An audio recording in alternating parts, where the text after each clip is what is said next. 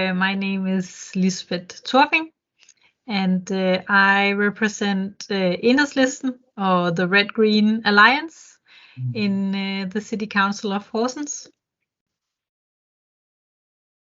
Yeah. Okay. I am currently the only one from my party. Okay. For how long have Yeah. you been in the council, Lisbeth? Is this the first period or? It's my first period, yes. So since 2018.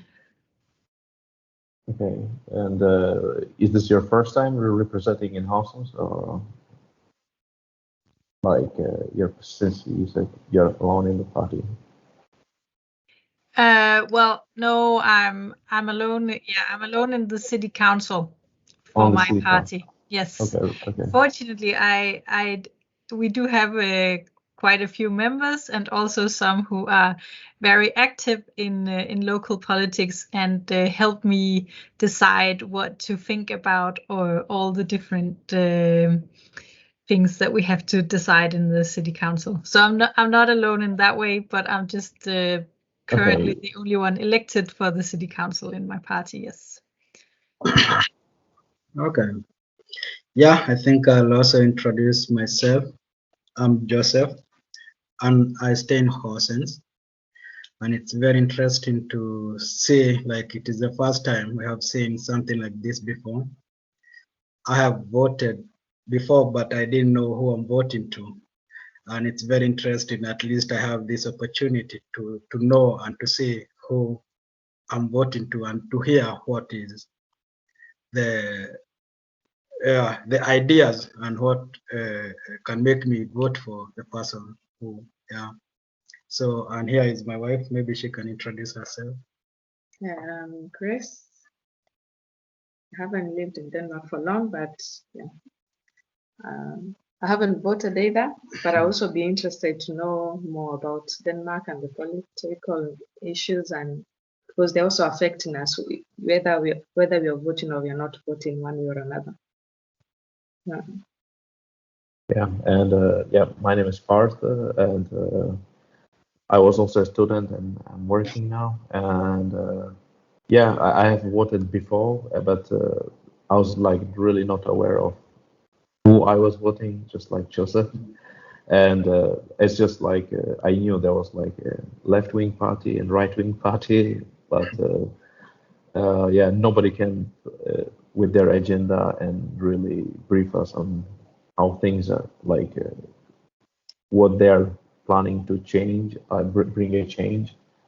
Maybe they're trying to, I don't know, what is it called, like anything. Their agenda is to people in Horsens while living, or residents. Yeah. So yes, actually, this has been great initiative, and we'd like to hear from many parties what's their agenda, and how they can help the residents in Horsens, and us as an international, and why we should vote for the party. And I mean, we don't expect much, but yeah.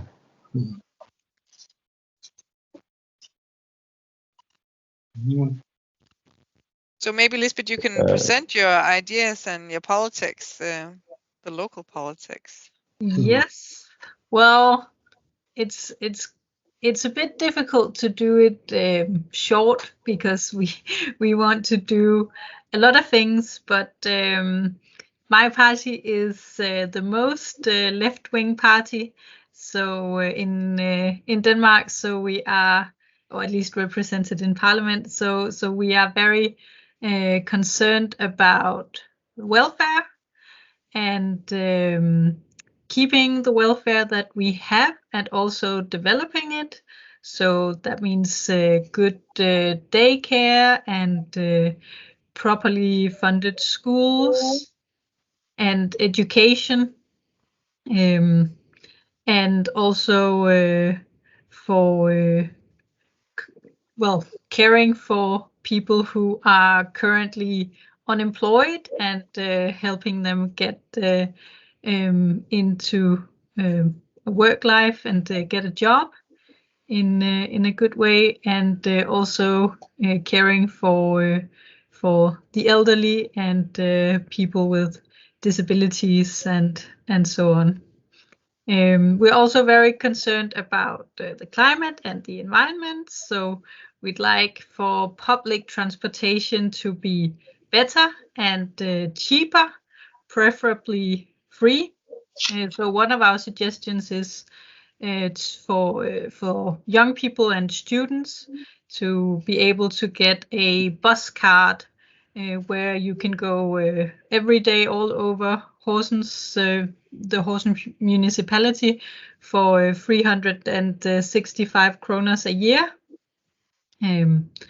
This is something that we have in the municipality done for the retirees, the elderly, and we would like to also extend this to young people and students who often don't have that much money. We would also like to have a much better infrastructure for bicycling. It seems that all the time cars are being prioritized over people who go on bikes, even though that is both better for the environment and the climate, and it's also something that more people can do because not everybody can afford a car, and of course healthy as well. So those are some of the things that we are concerned about. Okay. You mentioned about education, like I understand, like I mean, what kind of education is it? Are you talking about, like? Well, so the municipalities, they run the schools, the public schools, and we don't actually run any of the further education past that stage. So of course it's about having really good public schools that enable all children to go on and become whatever they would like to be, whatever education they would like to have. But we would also like, even though we can't decide in the municipality what educations to have past primary school, we would still like to make it possible for different educations to be in Horsens and try to affect the national politics to place more educations in Horsens. We already have quite a few, and it's very good for people to be able to study locally, because we know that people who are from people who have parents who are already well educated and well off, they have no problem going to a different place to take the education that they want to take. But if you have parents who are less resourceful, it's a much bigger issue and could mean that you never move on to get an education. So it's important to have them in different places. Yeah. And yeah, Joseph, you can. Oh, okay. It's okay. Yeah, it's very interesting to hear you're talking about education, and I think it's one of the key part when you talk about politics. And I think we as a parents, we would also like to ask you about, for example, we have kids in daycare. What do you think it's missing in current situation in daycare, and what can you make it better? Which ways or which situation can you develop, or which way do you think it's not going in the right way? How can you like give us an assurance? Yeah, it's not like 100%, but we as a parent, we know like there are some things which are not going right, and maybe what can you make it to be good or something like that? Yes. So we would like to have more people employed in the daycares, so that there are more employees for every child, or fewer child per person who is at work. And we would also like those people to primarily be educated pedagogues, so that the children can have the best possible daycare. So that's definitely an issue, and it's an issue in most places, unfortunately, in Denmark, but also in Horsens. So of course that takes more money, takes financing to employ people and pay them a salary. Another thing we would like is there's been a tendency in a number of years now to build larger and larger daycare institutions. And one of the reasons for this is that then you can save on the employees, because in very early in the morning and very late in the afternoon, when there are not that many children left, not a big percentage of the children, you can then like take all of the remaining children together and just have 1 or 2 employees taking care of them. And if you have a smaller institution, then you will have so few children left that, like, in the eyes of the system, there are some hours kind of wasted. But of course, it's not wasted. It's a really good time for the children who are there, and there are few children and on their own, to actually have a really good contact with the pedagogues, who they of course also spend a lot of time with, and to develop them. So we would like to move more back to smaller institutions that are in many ways easier for children, because then they can actually know all the other children, instead of like being lost in a playground with lots and lots and lots of children that they don't really know. And also it would also mean, of course, fewer employees to get to know for each child. So those 2 things mainly. Yeah.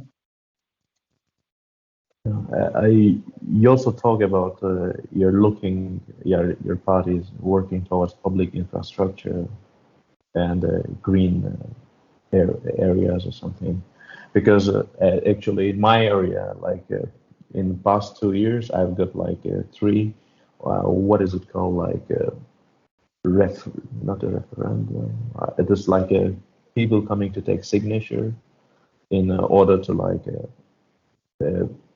stop like a township being developed in the green areas. It's just nearby my home, and there were like some people coming, and it's actually 3 times somebody knock on my doors and really like request that why I need to sign the paper, because they're cutting down the trees, the green areas are disappearing. And actually, yeah, like it was like I used to go for a walk, jogging, do lots of stuff, and I'm fine with development, but maybe there need to be like if this green area or trees and everything which are disappearing, maybe they need to be grown somewhere else, or it needs to be like a give or take. So how do you plan to involve residents or local residents in this decision-making process when something new is being developed, like a town or yeah. Do you live close to Nørrestrand? Yeah, exactly. Yeah. Exactly. Yeah. Yes. Well, in the case of Nørrestrand, there has been a lot of public protest about the plans of about building on the north side of Nørrestrand, and actually my party was the only one to vote against those plans. So and that was both because we just think that it's wrong to build, even though you keep an area as nature. If you build city all the way around it, it stops being nature at some point, and it becomes more like a park. Yes. But also because there have been such massive protests against the plans to build in that area. So we've also been listening to those. Yeah, that's good to hear. At least somebody is thinking about it. Yeah, yeah, that's exactly just in front of North France. Yeah. Yeah. Also, in your introduction, you talked about something concerning jobs and some people who are educated and they are not getting jobs.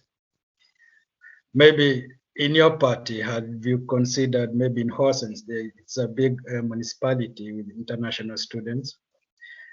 And my question is, maybe do you know how biggest challenge for international students have facing to get jobs, and how do you plan to address that issue? Yes. So I'm actually the chairman of the Employment and Integration Committee in the City Council. So it's something I've been working quite a lot with. And it is a problem with international students at VIA who get a good education, are very qualified, but then have a problem finding a job afterwards. Of course, some people do without problems, but there is a problem there. And it seems that the main issue is speaking the Danish language. Not that it's actually maybe needed for all jobs, but it seems that employers in Denmark are very hesitant to hire someone who is not comfortable with speaking Danish. So the obvious solution to that is, of course, to offer good Danish courses free of charge. And fortunately, it has just been changed so that a lot more people can get Danish courses free of charge. So that's something that we're doing as part of the employment efforts. And also, we are trying to help people get started on learning Danish when they are studying, rather than waiting until afterwards. But the problem with that, of course, is that you also have to focus on your studies, and that's often hard enough. So of course it takes some motivation, and also of course the courses need to be at the right time and so on. Yeah, because I was also thinking related to that, like, wouldn't be a good idea, like, if university is providing an English education, which is, of course, an English language, and to have a subject called Danish language, and instead of going to language school, maybe they're like forced within the university, like, to participate in the. So it's indirectly they really have to take a language if they choose to. So maybe because I think many of the international students that I mean they don't see a prospect. They think they may get a job after their education, or and maybe they are young. They are not like forecasting that far. That what's the life gonna be after the education and all and. Yeah, but so like if they have at least some basics in Danish, maybe in when they graduated, they have some abilities to communicate and I to think, develop themselves in this language. Yeah. yeah, I think that could potentially be a good idea. But the thing is that the municipality does not I have know. any Yeah, say over the courses at VIA. university. Yeah, I get it. So we can't really tell them to do that. But of course, if they would like to talk to us about it, then we would very much like to do that. And we are like there is ongoing there are ongoing discussions between the university and Horsens municipality about how to best take care of the international students, so that you can all finish your studies in good order, but also have good prospects of getting a job afterwards. Yeah, adding something and on that, maybe have you thought about maybe job center connecting to maybe your party, or have you thought about maybe contacting companies and having an agreement whereby you can let the international students get like a jump start?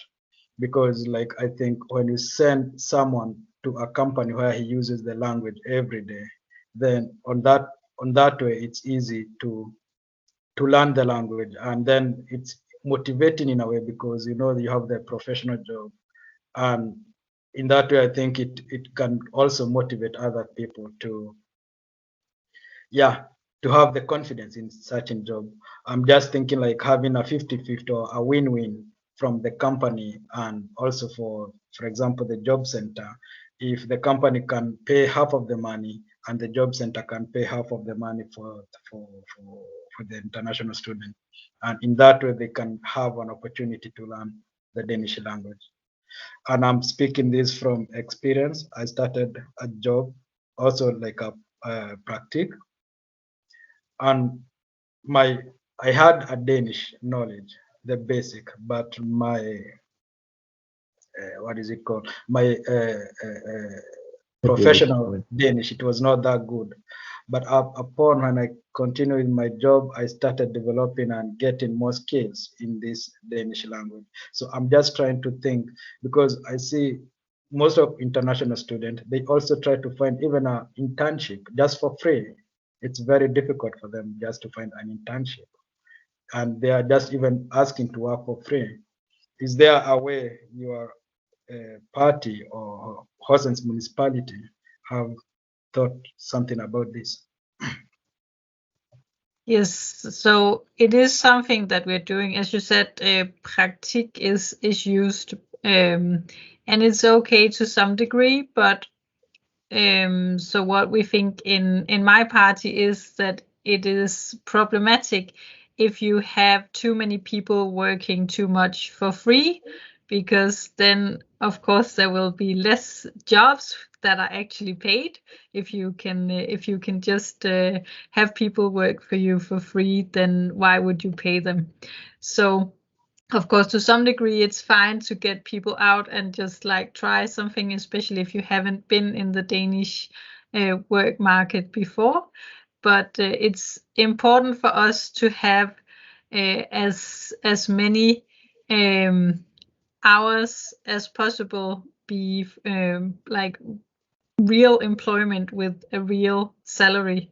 And yes, we also use the partly funded jobs, or partly publicly funded jobs as well in the job center. And of course, they are a bit better than praktik, especially for the one who's being employed and gets a proper salary. But they have, like, to some degree, they have the same problems of if employers can just all the time get someone where they get half the salary paid, why would you hire someone permanently where you have to pay the full salary? So it's kind of it's a balance between giving people the opportunity to get out and try something that they would not otherwise be able to, and then also not removing real paid jobs by getting people to work for free. And yes, that is something we are very concerned about. I meant like, even though you are a student, like under the student during the student day, at that time you're supposed to go out and find for internship. And actually, most of the international students, they have a big problem to find internship during their study period. And that's what I'm just thinking. If you get the internship during your study period, then you get out to the job market. Then in that way, it's easy to understand the Danish job market and how the tradition in job market in that way. And maybe when you finish up the internship and continue with your studies, then you know, and what you need to do better and where to improve. That's what my point. It's not like when you finish, you just get internship, but it's during the study period. Yes, that's right. And of course, that's perfectly fine to have internships as part of your study. That can be a really good way to get started. So again, the thing is that like students at VIA, even in their internships, are not really under the municipality, but under the university, who has the responsibility for them. But of course, like many other things, it's something that we're happy to cooperate about if the university would like that. What about the technical schools like Landmark? Is it under commune or no? No, it isn't. That's also independent. But again, we do work a lot with them, especially about recruiting for the technical educations, because not that many people seek a technical education, but so we're actually going to lack people with technical skills in a number of years. So that's something we're very concerned with also in our schools, getting people to see the possibilities of taking one of their educations. I'm asking about that because I personally have a bachelor from Vile, but I could not get a job because of the Danish language. So I decided to go back to Nina class, VUC, to learn Danish, and because I was already finished with the Sprog school, but the level at the Sprog school is not enough, as we all agree, internationals, that you learn, but you don't have the integration part because you're only learning with other foreigners. You're making the same mistakes, and I think the only person who is clever in the Danish is the teacher. So you can't learn from the students themselves. You make the same mistakes. So once you get maybe a chance, like for instance, like now it's also difficult to get an ELU class to get to these technical schools. So for internationals, it's up, and right now the English courses, they have been cut down. So I assume that the Danish internationals living in Denmark, they're going to have a problem getting into school and getting a job. Because you will all end up going to these technical schools, and the level itself is difficult if you're not given a chance. Because even at the VUC, it's also another level. It's better than also Sprog school. I would say that from experience, because you're also learning more words and more like a higher level of the language, and it's also going to give you a chance to get to these technical schools. But the problem is that getting the practical place to get to a school is also a problem. So I don't know, how do you work with them, as you just said? Yes, that is a well-known problem, that the employers who are desperate to get educated people to employ don't want to help educating those people. It seems silly because it's going to end up being a problem for them, but that is unfortunately often the case. So well, of course, when we have contact with the different employers around town, this is something that we talk to them about as well, getting in trainees for or people who are out on internships. But we can't force them in any way. Yeah. Okay, you talked also about the infrastructure and sustainability. And so far, I know Horsens Commune has an ambitious plan about this, making Horsens to be a bicycle town. I think I learned that from when I was back in school. We had this introduction from, I think, the mayor or something. But currently, as I say, I don't see anything concerning like bicycles. It's more about roads and buildings. Do you have any plans to attain this ambitious plan of making Horsens a bicycle city? Well, we have, but that's the unfortunate thing about being the only one representing my party in the city council, is that unfortunately, if I don't get the other parties to vote with me on this, then I can tell them that I disagree, but they have the majority. But yes, we have made a number of plans for different places around Horsens where we would like to improve the infrastructure for bicycles, but where in order to do that you need to make it a little bit more difficult for the cars, and unfortunately most of the other parties don't have the will to do that.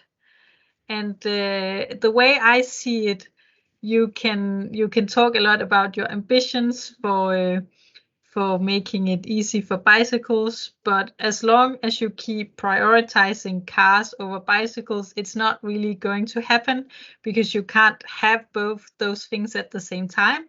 I mean, to some degree you can, but there will always be instances where there's a conflict between what would be good for the cars and what would be good for the bicycles.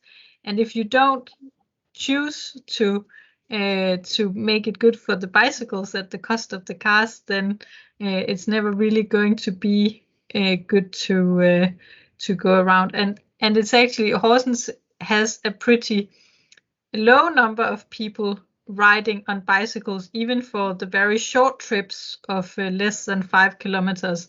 It's really low. It's like about 20% that ride a bike for trips less than 5 kilometers. Where there should be a really big potential. So if you look at Copenhagen, for instance, that number is much higher. And it is a question of priority, both in terms of the money you spend on it, but also just in those places where it's not possible to do both. You have to choose. And yes, we choose the bikes and the buses, but the majority are still choosing the cars, unfortunately. Yeah. When it comes to like cars and why are, for example, like I was recently checking on electric cars and the charging infrastructure around Horsens, and this why is like if a combustion engine car which emits CO2 and all that things, like they are cheaper than the electric car in Denmark compared to other countries in Europe. There's like I don't know if that's the relevant question, but like because it takes on the electric car in order to like boost less CO2 emission. Yeah, so the electric cars are getting more expensive. So I think people are more like what is it called?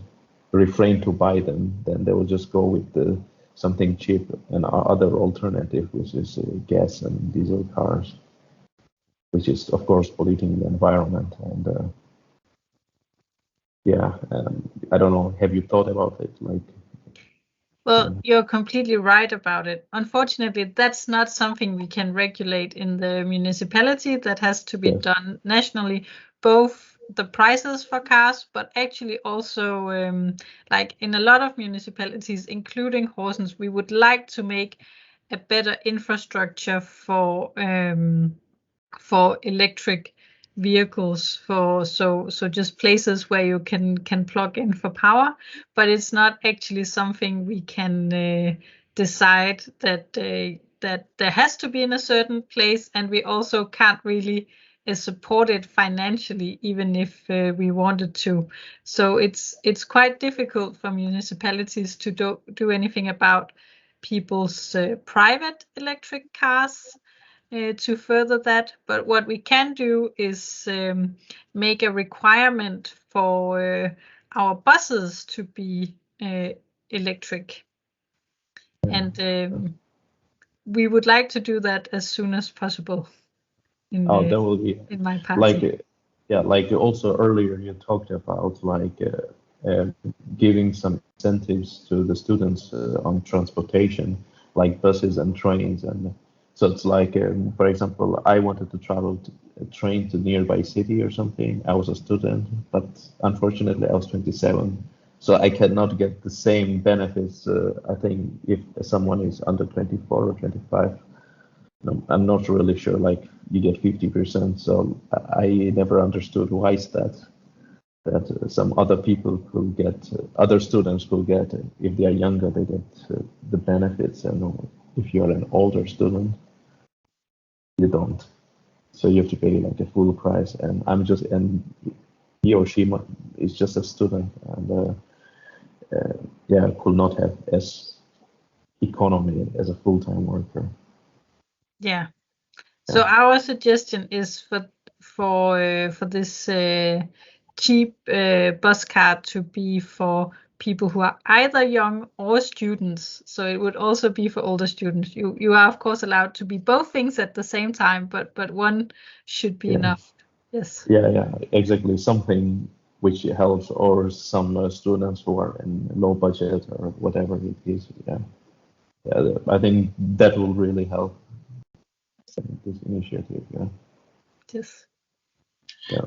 Otherwise, Yeah. do you have some questions to us? Like, if you like to hear our opinion on something which you think. Yeah. I would also like to ask, because about, as a parent, as we said, we are parents and we have the kids in daycare and also in school. And I remember at some point there was a time kids they used to travel by buses from different regions for transportation to learn different things. But of late, kids they're not going for these events. They used to go to different events and different places in Denmark and different places of history or something like this. But nowadays, nothing like this is happening, and this is also something done in municipality. And I wonder if you have thought about it and how can you make it better. On the other issue is about you said about this pollution in Horsens and people using less bicycles and stuff like this.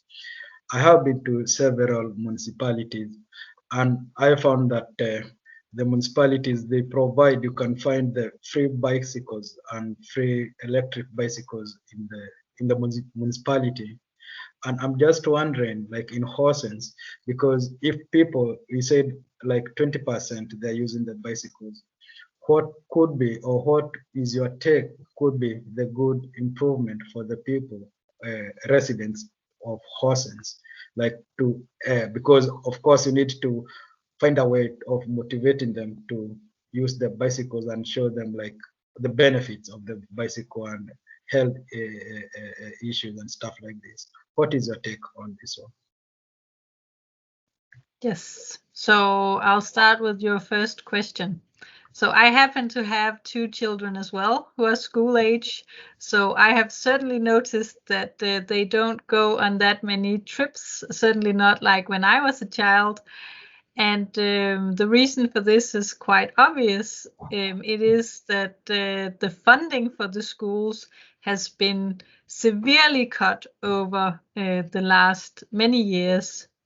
And it has been quite bad in Horsens actually. In 2019, we were the municipality in the country with the second lowest funding per student in our schools, and that is certainly not a second place that I would like to be on. So last year we put considerably more funding into the schools, but I don't think it's nearly good enough yet. And of course, when the budgets are stretched thin, then it's really hard for the teachers to find the time to go on trips. and when they don't have enough time to plan and prepare for doing such things, then they just get cut out, unfortunately. So more funding for the schools. I'm sure the teachers would still very much love to do such things. So I don't really think we need to try and motivate them to do it. We just need to give them the possibility to do it, and then I'm fairly certain they will start doing it themselves. So that was your first question. Then so the second one, yes, about how we should get people to go on bikes.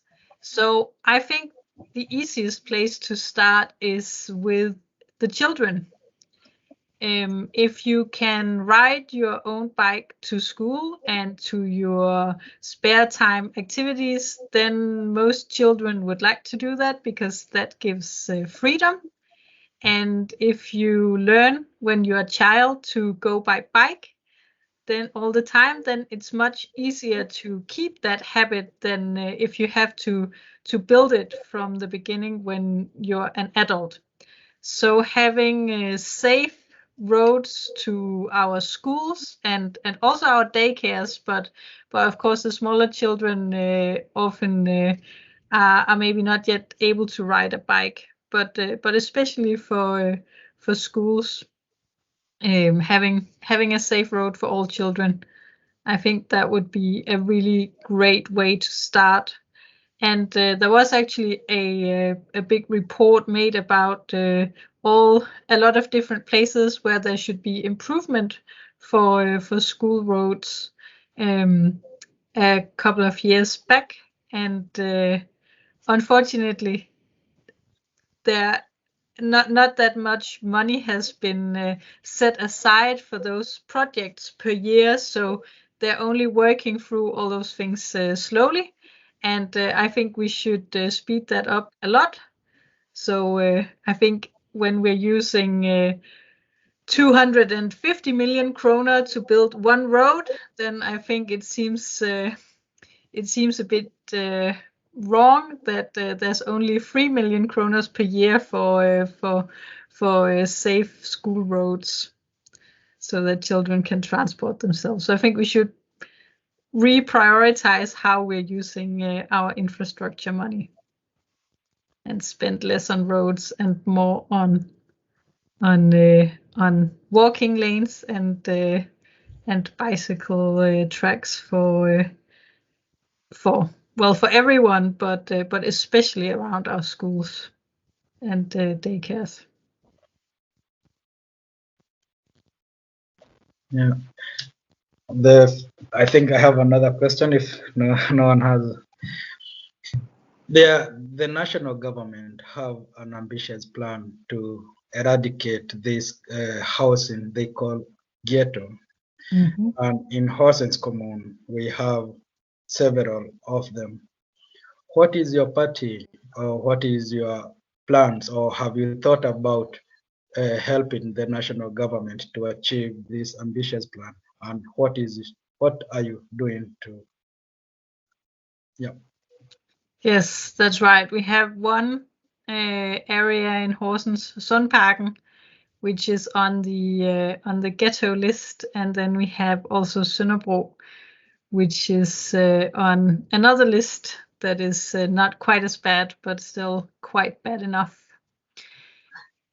So my party was against all of this in Parliament. So we don't think that throwing people out of their homes is the right way to help anyone. And so I also voted against these plans in Horsens.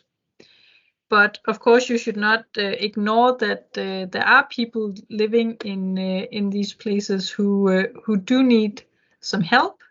Oftentimes, you live there because they're just cheap apartments, but they're still a good quality, and we think that's fine. Like if you don't have a lot of money, you should still be able to live in a nice home. So we really think it's excellent that those apartments exist, but But of course, we should make sure that that children in those areas have get help for school if they need it, and that those who wish to get a job get the help that they need. So this is some of what we've actually been doing in this period, was to make kind of a very small department of the job center just in a bus in the beginning that was parked in Sundparken.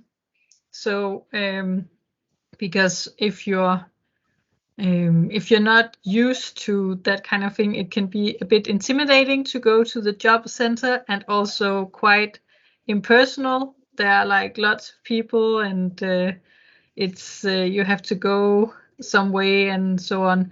So by taking the job center to the people rather than getting people to go to the job center, we were hoping to make it easier for people, more approachable, and also get to know the people a bit more who may need a bit of extra help getting a job. And it has actually been very successful. A lot of people just come by even when they don't have to, and a lot of people have been helped to get a job that way. So I think that's the right approach. You need to help people by lifting them rather than by demolishing their home.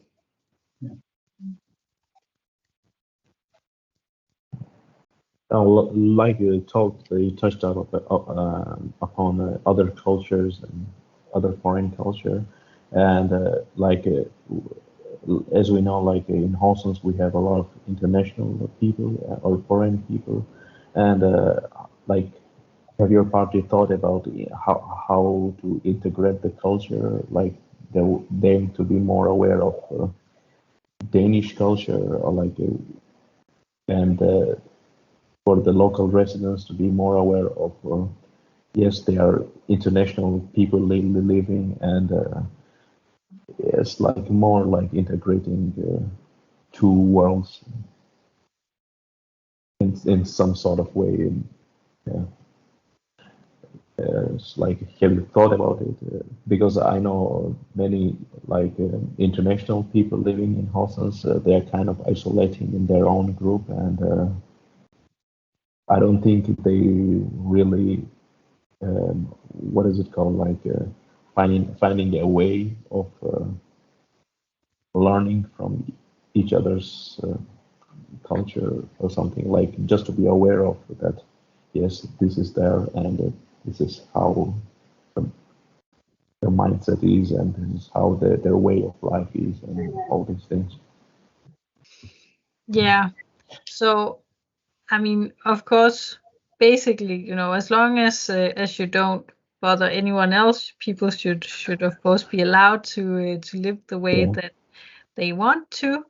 yeah, And it's also like this thing about being with your own group. It's kind of a two-sided thing. So on one hand, you're right. Of course, if it becomes a block from meeting other people in Denmark, then it can be a problem. But actually, when people come from another country to Denmark, and they then often it's easier for them to get contact to people who come from the same place. And actually, for a number of people, that's the way to their first job, and also yeah, just to getting to know someone in Denmark, and that part of it is great. That's fine. So what we need to be aware of course, is that people should also get to know someone else. So it's in our daycares and schools, we have to be especially in the areas where there are many people with different backgrounds, we need to also be aware of the parents more than in other places, to devote some resources to talking to the parents and understanding what their views are, and if and in some cases it's necessary to like to explain to them how things are normally done in Denmark. So that's one thing. And then, of course, getting people a job is often a really good way to integration. It's a good way to get into society in an equal way where you are contributing and also getting to know lots of different people. And then I think it's good if we can use all of our voluntary associations with all the different spare time activities. They are also a good place to get started. But the problem, of course, is that if you haven't grown up in Denmark and you're not used to the culture of being in such associations, then you may not seek them out by your own volition. So it's something where I'm sure we could be more helpful than we currently are at getting people started with like doing sports or art or whatever they like to do.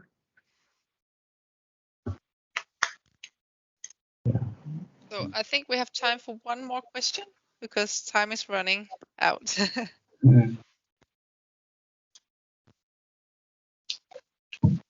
Okay, can I ask one question?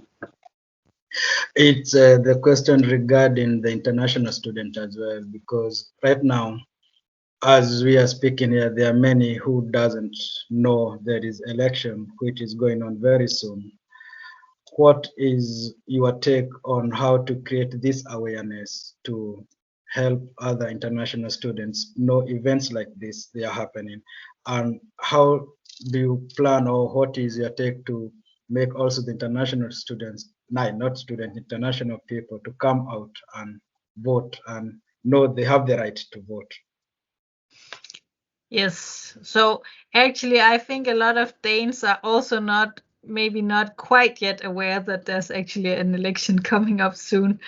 Often, a lot of people only realize this when the posters come up 3 weeks before the election. Well, but you're right, it is a problem, and there are a lot of people with international background who don't vote, and I think that's a shame. So one of the important things is to have a polling place close to where people live. So I'm really happy that in Horsens we do have a polling station at Sundparken, because if you're inclined that way, you can actually speculate against that and just put polling stations far from where people with international background live, and then it's more difficult to go and vote. But fortunately, we don't do that in Horsens. We also have a plan in my party to go and pass out some flyers in Sundparken, where we know that a lot of people may not be aware of the election. And I know last time at VIA they arranged some debates, I think, for so that the students would become aware of the election, and I hope they may do that again. But of course, Corona could still be a problem in that regard, just at the moment.